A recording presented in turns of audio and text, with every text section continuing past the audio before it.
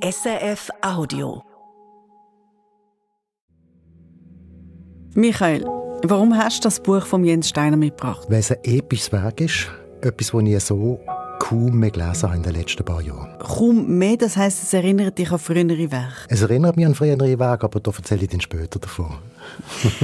Ein Wort für die Stimmung, in die du gekommen bist beim Lesen von diesem Roman. Winterlich. Aber das hat vielleicht auch damit zu tun, dass ich das Interview mit dem Jens Steiner im Winter gemacht habe, draussen bei Schnee. Und für was steht der Jens Steiner, für die sich nicht mehr so erinnern an ihn? Für einen Buchpreis, den er 2013 mal gewonnen hat. Für einen intellektuelleren Ansatz, denkt es mir, wenn er schreibt, aber eine sehr sorgfältige Art, wie er seine Texte erarbeitet. Die Ränder der Welt von Jens Steiner, von diesem Buch reden wir jetzt also in Literaturclub 2 mit Buch. Wir, das sind der Michael Lüsi, der das Buch mitgebracht hat. Und ich, Jennifer Kakshuri, die noch ein paar Fragen dazu hat. Fangen wir an. Fangen wir an. Was so der persönliche Anteil ist der Versuch, die Welt zu berühren. Und das wird auch so gesagt im Roman. Er kann über die Kunst die Welt berühren. Und das ist für mich auch sehr ein wichtiges Thema. Wo komme ich wirklich in Berührung mit der Welt, so dass ich kann sagen, ich bin da gewesen. Es hat mich gegeben und es hat auch mein Leben gegeben. Und das sind wirklich auch sehr zentrale Fragen in seinem Leben, die er ja vor allem dann am Schluss stellt. Die Welt berühren und quasi Spuren hinterlassen, das ist der Jens Steiner. Ja, das ist der Jens Steiner, der Autor von «Die Ränder der Welt». Und das Credo, das er hier abgegeben hat, sozusagen über seine Schriftstellerei und die Absicht auch von seiner Figur als Künstler, das ist die Quintessenz von einem Gespräch, das wir zusammen geführt haben, der Jens Steiner und ich. Und das Gespräch findet irgendwo von aussen statt? Ja, bei massivem Schneefall übrigens, zu Gleinhünigen, das ist im Norden von Basel, so ein Randgebiet zwischen der Schweiz und Deutschland. Und das, was er da gerade gesagt hat, der Jens Steiner, ist auch der Schluss von diesem Gespräch. Draussen am Dreiländereck. Und wo sind wir jetzt? Jetzt sind wir am Kronenplatz. Das ist im Zentrum von dem Quartier und da spielt auch der Anfang vom Buch. Es war im Jahr 1947, kurz nach meinem 4. Geburtstag. Wir hatten in kleinem Rahmen gefeiert, mit Streuselkuchen von Tante Lena und einem 3-stimmigen Chor, der estnische Volkslieder zum Besten gab. Dass wir für das Fest im Raumschiff geblieben waren, hatte mich nicht gestört. Von Vater ein Nonsensgedicht, von Mutter eine gestrickte Mütze. Ich hatte keinen weiteren Wunsch übrig. Doch die Ankunft des Frühlings änderte alles. Nun war ich fest entschlossen, die Welt da draußen zu meiner eigenen zu machen. Hölzernes Knarren unter meinen Füßen. Fast rutschte ich auf den glatt gewetzten Treppenstufen aus. »Christi, nicht so schnell!« Das ist der Anfang vom Roman «Die Ränder der Welt» von Jens Steiner. Da ist also ein kleiner Bub unterwegs auf dem Kronenplatz. Wer ist der kleine Bub? Das ist der Christian, das ist die Hauptfigur von diesem Roman. Am Anfang von diesem Roman ist er ein 4-jähriger Bub, der zum allerersten Mal im Leben auf eigene Faust seine sichere Wohnung verlässt, also das, was er Raumschiff nennt, und runter geht auf den Kronenplatz. Und was will er genau auf dem Kronenplatz? Er möchte dabei sein, er will ein Teil der Welt sein, was er noch nicht war bis dahin. Mehr als einmal hatte ich ihn vom Fenster aus zugeschaut. Skeptisch, aber nicht ohne Interesse. Das Raumschiff, unsere Wohnung im 1. Stock, war mir ein sicherer Hort. Ich hatte ihn nicht leichtfertig aufgeben wollen. Doch an diesem Morgen hatte mich der Irrsinn gepackt. Mein kleines Herz raste. Eines der Mädchen kannte ich vom Laden um die Ecke. Alles an ihrem Gesicht war zu groß, die Schaufelzähne, die Nasenlöcher, die Augen. Sie strahlte mich an und mein Herz raste noch schneller. Dann der Junge mit dem tänzelnden Gang. Auch ihn kannte ich. Oft stand er am Straßenrand und kaute auf einem bräunlichen Stängel herum. Wenn ich mit Mutter an ihm vorbeiging, machte er ein paar Schritte mit, um sich gleich wieder zurückfallen zu lassen und uns herausfordernd hinterher zu blicken. Das war nochmal ein Ausschnitt aus dem Anfang von «Die Ränder der Welt» von Jens Steiner. Wie gelingt dem Christian jetzt sein erster Ausflug allein in die grosse weite Welt? Es geht so. Er hat nämlich ein kleines Problem, wie man hört. Ein Aufschrei neben mir, ein ausgestreckter Zeigefinger, Blicke, die in meine Richtung gingen. Der Brunnen spuckte einen letzten Schwall Wasser aus und für einen Augenblick war alles still. Dann ging das Geplapper los. Ich verstand kaum ein Wort. Ich hatte ihre Sprache noch nicht richtig gelernt, aber ich sah ihre Blicke, sah das Entsetzen in ihren Augen. Schnell versteckte ich meine linke Hand hinter dem Rücken, rannte los zum Raumschiff. An jenem Tag verstand ich zum ersten Mal, dass es den 6. Finger an meiner linken Hand nicht geben durfte. Okay, der Christian hat 6 Finger an der linken Hand. Was bedeutet das für ihn? Ja, das macht ihn noch mehr zum Aussenseiter, als er schon ist. Aber ich möchte trotzdem sagen, dass das nicht die ganze Wahrheit ist. In meinem Gespräch mit dem Jens Steiner habe ich nämlich bald einmal gemerkt, dass vieles in diesem Roman nicht einfach 1:1 zu verstehen ist, sondern noch für etwas anderes steht. Der Bild ist für etwas. Und für was steht der Finger, also die Symbolkraft von dem 6. Finger? Der Jens Steiner sagt, er steht für die Herkunft von Christian. Seine Familie ist vor einigen Jahren, wir sind 1940er Jahre sind wir jetzt, ist vor einigen Jahren aus Estland gekommen, als Flüchtling. Estland ist im Zweiten Weltkrieg zuerst russisch und dann deutsch und dann wieder russisch besetzt gewesen. Und dort in diesem Estland gibt es Vorfahren, die eben auch einen Finger zu viel haben. Und der Jens Steiner hat ausgerechnet Kleinhünigen als Ausgangspunkt von dieser Geschichte ausgewählt. Warum? Auch das ist wieder ein Bild, wo ihn interessiert daran. Kleinhünigen steht für einen Ort, der so zwischen den Welten liegt. Und das passt gut zum Christian. Oder wie es der Jens Steiner gesagt hat. Kleinhünigen finde ich insofern interessant, als es so weit außen ist, dass es eben schon fast nicht mehr zur Schweiz gehört. Zugleich ist es das Portal zu der Welt natürlich mit dem Rheinhafen. Und auf der anderen Seite, was ich auch sehr interessant gefunden habe, ist, dass die wahnsinnige Veränderung, die da stattgefunden hat, vom kleinen Fischerdorf eigentlich zur Vorstadt, kurz vor ihrer Vollendung gestoppt worden ist. Also wir haben jetzt da um den Kronenplatz herum noch ein paar wenige Häuser von damals. Es sind wirklich vielleicht noch 20 bis höchstens 30 Häuser, die da stehen, die damals schon da waren. Das stimmt, das hat so eine Art noch ein bisschen Dorfcharakter. Wir sind jetzt gerade in der Nähe vom Pfarrhaus, eine Kirche hat es noch. Hier noch ein paar andere Häuser, sagen wir aus dem 1900 herum vielleicht, aber alles andere ist dann ein Industriequartier geworden.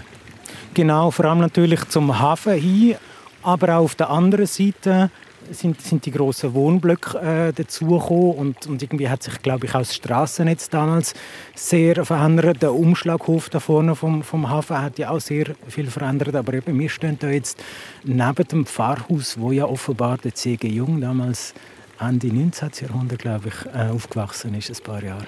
Das ist so. Ja. Wollen wir mal richtig Rheinhafen weiter, oder? Ja, ist gut. Ja.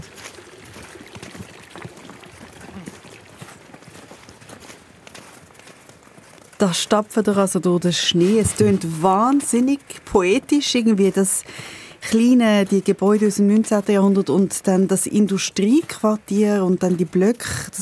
Ich möchte unbedingt mal auf Kleinhünigen. Das musst du dringend machen, ist wirklich und der C.G. Jung, als Zürcherin, hätte ich jetzt gesagt, der ist am Zürichsee aufgewachsen. Nicht alles, was gut ist in Zürich, kommt aus Zürich. Vieles kommt auch von Basel. Rudi Walter zum Beispiel. Ja, aber also lassen wir das jetzt beiseite. Der Jens Steiner hat viel recherchiert für die Geschichte, für den Roman. Das kann man wirklich sagen. Er ist viel auf Kleinhünigen gekommen, bis er den ersten Teil von diesem Buch beieinander hatte. Aber wer genau ist jetzt die Figur im Buch, der Christian? Das ist der einzige Sohn von dem estnischen Einwandererpaar. Er ist ein bisschen eigen, er ist ein Eigenbrötler, schüch ist er auch. Er ist ein Beobachter, ein, der abseits steht. Er ist künstlerisch begabt, er kann sehr gut zeichnen, findet dann heraus, dass das mit dem Finger ihm hilft im Beruf vom Steinmetz. Nämlich, wenn er den Meißel hebt und viert, kann er das viel besser als jemand, der nur 5 Finger hat. Und so wird er dann einmal Steinmetz, später dann Bildhauer. Also eine coole Figur. Also er tönt nach einer spannenden Person. Ich finde ihn sehr, sehr spannend. Auch in der ganzen Schrulligkeit irgendwie. Das Physische auf der einen Seite, auf der anderen Seite eben auch das Draussen immer und das Beobachten, wie in der ersten Szene, wo er hinter dem Fenster steht und die Welt draussen sieht. Schwierig ist ein bisschen vielleicht das soziale Verhalten. Nicht, dass er irgendwie abseitig wäre oder so, aber er hat ganz eine grosse Sehnsucht nach dem Verschwinden, nach dem nicht mehr Dasein. Und andererseits ist er auch nicht in der Lage, noch mehr zu bleiben. Immer muss er wieder aufbrechen, immer muss er wieder weitergehen. Ein, der nie noch mehr ankommt und auch ein, der nie noch mehr wirklich dazugehört. Und wo kommt das her? Der Jens Steiner führt das auf seine Zeit in Kleinhünigen zurück. Ich glaube, es hat mit Abhängigkeiten zu tun, die er erlebt in Kleinhüningen. Da gibt es einerseits den Freund, der für ihn sehr wichtig ist, wo ihm eine gewisse Geborgenheit gibt, vielleicht eine Art von Geborgenheit, die er von seinen Eltern nicht erfährt. Auf der anderen Seite gibt es eben die Abhängigkeit, die ihm sehr unangenehm ist. Und die Abhängigkeit von dem Freund, von Mikl, die ist sein Leben lang da, all die Jahrzehnte ist die da. Und dann gibt es auch die Abhängigkeit, nicht sehr angenehm, von seinem Vater, der in das Kleinhüningen total verliebt ist und gar nicht mehr raus.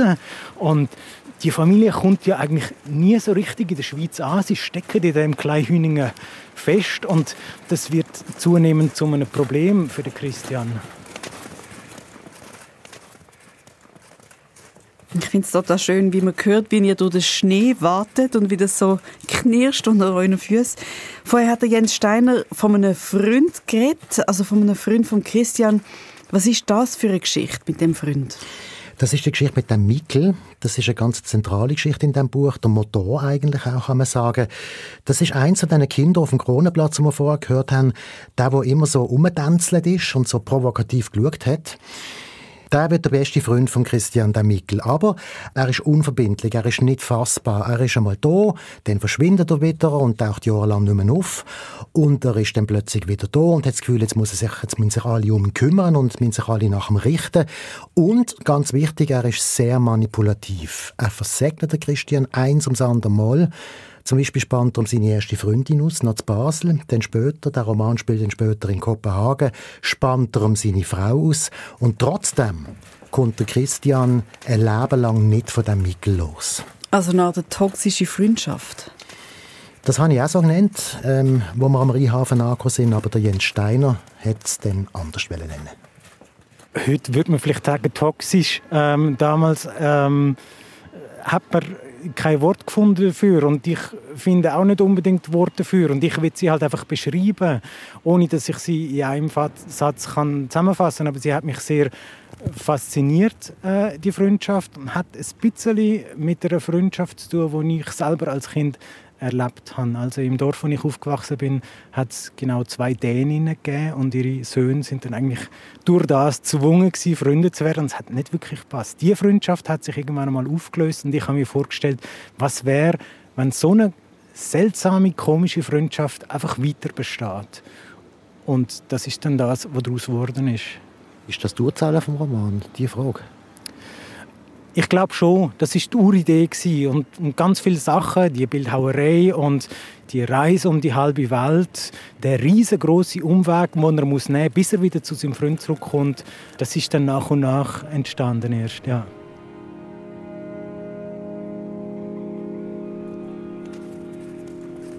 Also wir haben eine Hauptfigur, die Probleme hat, einige, und Schwierigkeiten, vor allem wenn es um Bindungen geht.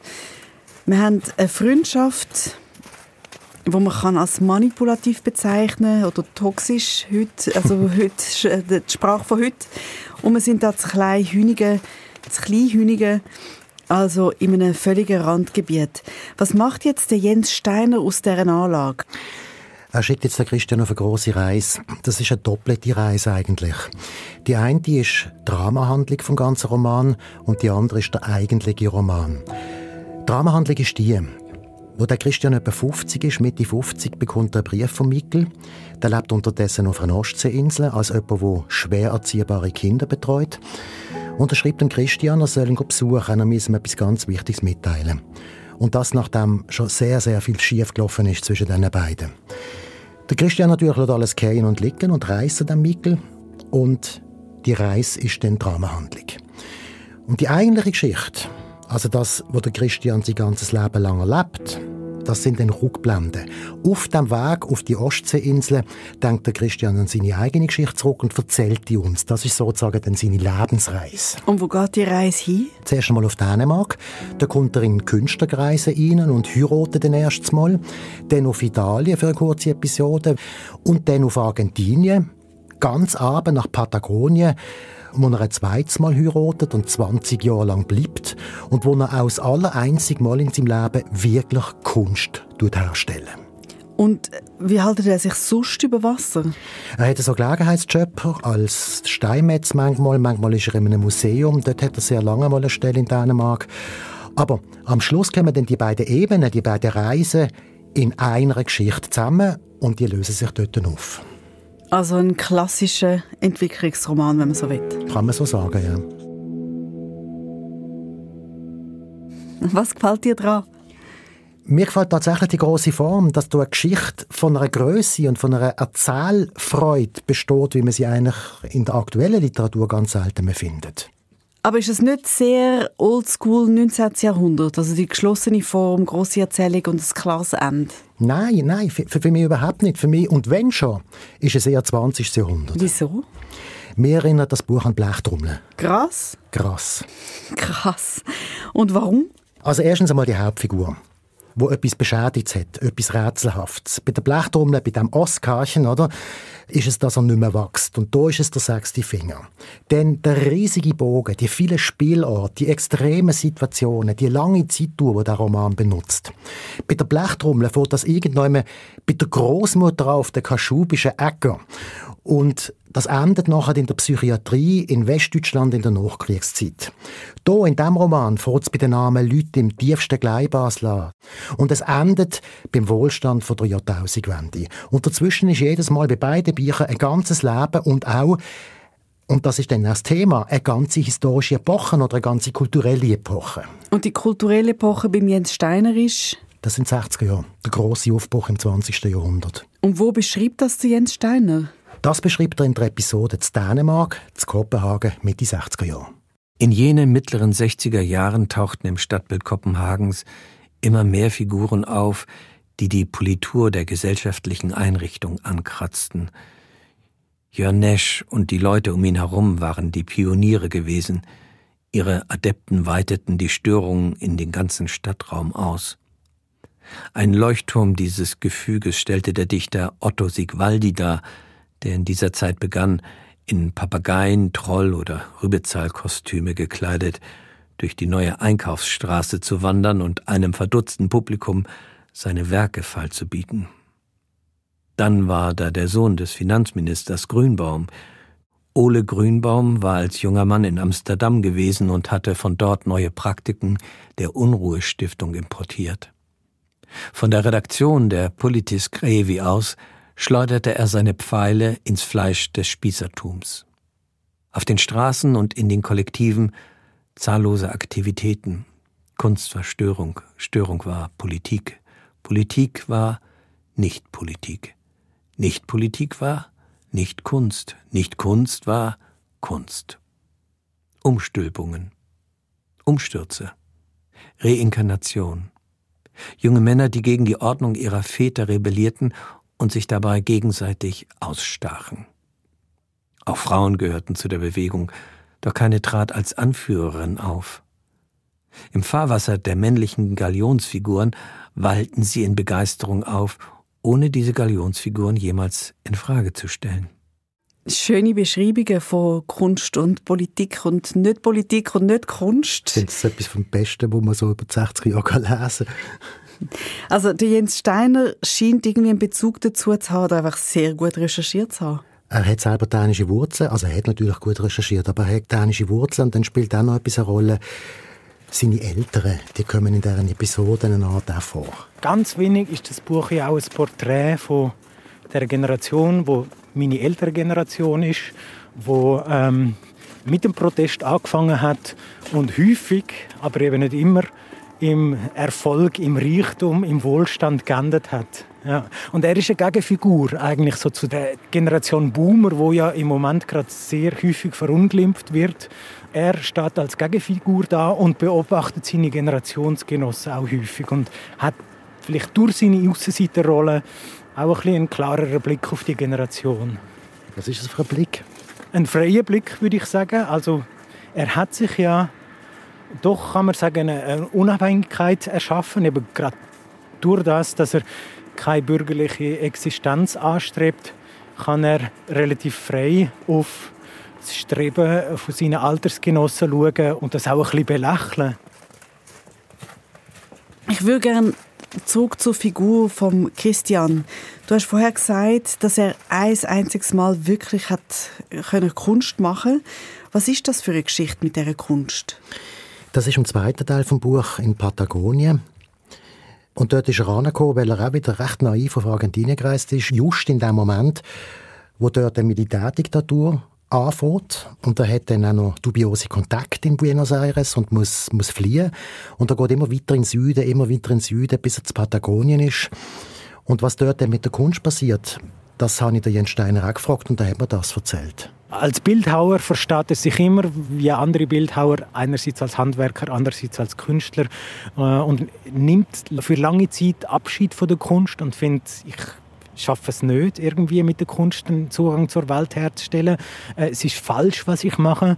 Und dann ganz spät in seinem Leben, eben in der endlosen Ebene von Patagonien, trifft er auf riesige Kalksteinblöcke. Und das ist eine Gegend, die wirtschaftlich durchaus erfolgreich war, lang und irgendwann einmal nicht mehr. Und es stehen dort einfach so Sachen rum. Es steht Infrastruktur rum, zum Beispiel Bahnhöfe, Eisenbahngleise und leere Städte und so, die nicht mehr genutzt werden, weil die Leute weg sind. Und die Kalksteinblöcke, die habe ich mir ausgedacht. Keine Ahnung, ob so etwas möglich ist. Aber dass die einfach so dort stehen und offenbar irgendwann einmal hätten für etwas genutzt werden sollen und er nutzt die jetzt für sich, um nochmal eine Rückkehr zu der Kunst zu wagen und etwas zu schaffen, wo er findet, das ist mir jetzt gelungen auch. Und das hat für mich einen Bezug zur Welt hergestellt. Und das ist dann tatsächlich so. Also er betrachtet das eigentlich als sein einziges Kunstwerk, womit er das Ziel erreicht hat, das er immer intendiert hat. Jetzt sind wir am Dreiländereck. Jetzt sind wir fast an der Grenze, ja, tatsächlich. Also ihr seid im Dreiländereck, wo die Schweiz also mit Frankreich und Deutschland zusammenkommt. Genau, das ist ein wichtiger Punkt in Basel. Wieso? Also es ist jetzt nicht so, dass wir jeden Tag dort rausfahren und das anbeten, der Punkt, aber so das Gefühl, an zwei Grenzen zu leben, respektive an einem Ort, wo etwas Neues und etwas anderes anfängt, das ist schon sehr prägend hier bei uns. Und welche Rolle spielt der Ort jetzt im Buch, in dem Roman von Jens Steiner, wo der Christian ja nicht mehr in Basel lebt? Der Vater lebt noch dort und er schreibt dann Briefe auf Dänemark und die sind sehr poetisch, die sind sehr literarisch. Und für mich ist das auch ein ganz zentraler Punkt in diesem Roman. Einer, der spielt hier im Dreiländereck. Lieber Christi, der Mensch in seiner Dreiländerecke steht am Rhein und weiß, hier kommt er nicht weiter. Besser haben's die Ratten. Nördlich des Hafens schlüpfen sie als schmutzgraue Schatten in ihre Gänge, die unter dem Rhein hindurch nach Unank, nach Saint-Louis, Mulhouse, Belfort, Dijon, Paris führen. Sie nehmen alles unbesehen mit, diese Sammler und Schnüffler, holen von dort den Geist der Aufruhr und schleppen ihn bei uns ein. Irgendwo in den Dampfzentralen der Schweizer Innenstädte, in Groß-Basel, in Zürich, in Genf, beginnt er zu wüten, bläst das Alte davon. Doch hier in Klein-Basel passiert kaum etwas. Hier sitzt der Eckenmensch zwischen drei Ländern eingeklemmt und seufzt. Nein, er kommt nicht weiter. Er weiß es. Er muss immer seine Runden drehen und das Kleine zu flüchtiger Literatur machen. Straßenpoet. Unglücklicher. Geht's dir gut? Grüße an Selma, die Allerliebste. Dir stets zugewandt. Dein Vater. Ja, sehr ein schöner Text und sehr poetisch mit diesen Ratten, auch wenn man das lieber liest oder hört, dass man dort ist bei diesen Tieren. Ja, aber es ist ja ein Bild, oder? Es ist im Prinzip, holen die Ratten die Rebellion von Paris her in die Schweiz, also ich nehme an, meint 68 damit, oder? Und die ganze Welt ist lebendig. Nur hier in diesem Dreiländereck hockt der Dreiländereck-Mensch und es passiert nichts. Und das ist im Prinzip auch ein bisschen tragisch von diesem Vater. Also ich finde wirklich, der Brief ist etwas vom Schönsten, was der Roman zu bieten hat.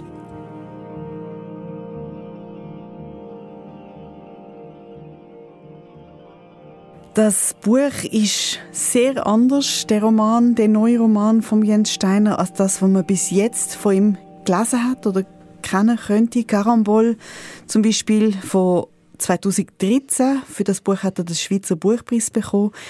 Das war viel kammerspielartiger gewesen. Ja, das stimmt, das finde ich auch. Und darum hat er auch ganz anders arbeiten, der Jens Steiner. Es war ein Roman, der ganz andere Anforderungen gestellt als die Bücher, die ich vorher geschrieben habe. Ich wollte lange Zeiträume darstellen und die Erfahrung von langen Zeiträumen. Und das ist etwas, glaube ich, was man nur kann, wenn man sich selber eben auch viel Zeit nimmt und grosse geografische Räume nimmt. Und das habe ich ja auch gemacht. Das heisst, ich bin in dem Buch um die ganze Welt gereist, um eben die Zeiterfahrung, die essentiell ist für das Buch, irgendwie für die Leser zu transportieren. Also Zeit und Ort ist ihm wichtig gewesen, also epischer zu erzählen, grössere Zeitabstände und auch irgendwie über Kontinent raus. Und die ganze Welt, oder? Über die ganze Welt gespannt sozusagen. Aber du hast ganz am Anfang einen Ton mitgebracht, einen Gedanken von Jens Steiner, wo es ums Berühren von der Welt gegangen ist. Berühren von der Welt über die Kunst. Genau, und gesagt hätten wir das eben hier aussen am Dreiländern, ganz am Schluss von unserem Spaziergang.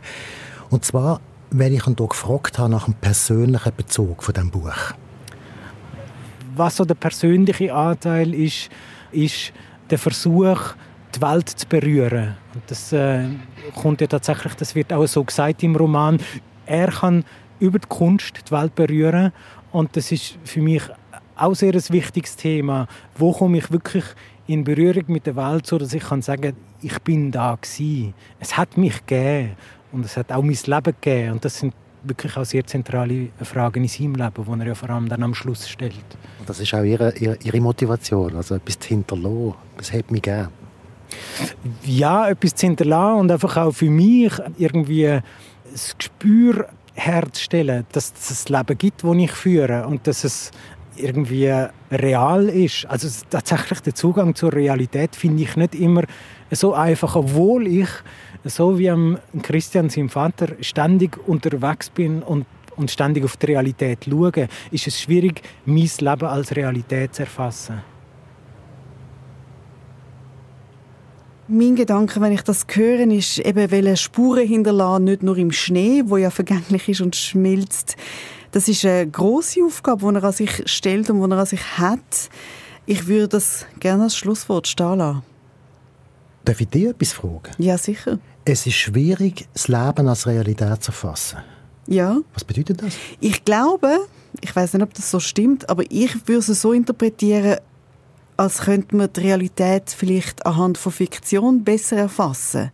Also Nachrichten, wo ja dann die komprimierte Realität ist, aber immer aus Sicht von jemandem, der die irgendwie wahrgenommen hat.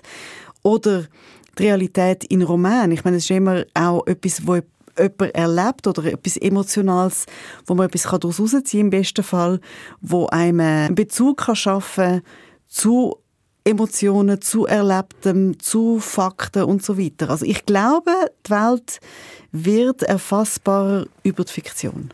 Das habe ich so verstanden. Und du? Ich glaube, jetzt gehen wir einfach noch ein bisschen in den Schnee laufen.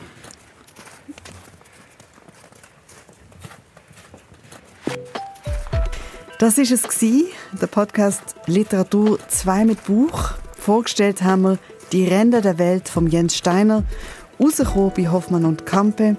Produktion Barbara Peter, Sounddesign Serge Krebs, Sprecher Vincent Leitersdorf.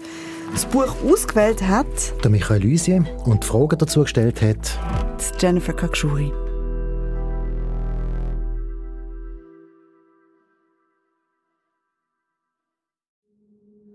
Das war ein Podcast von SRF. Produziert im Auftrag der SRG.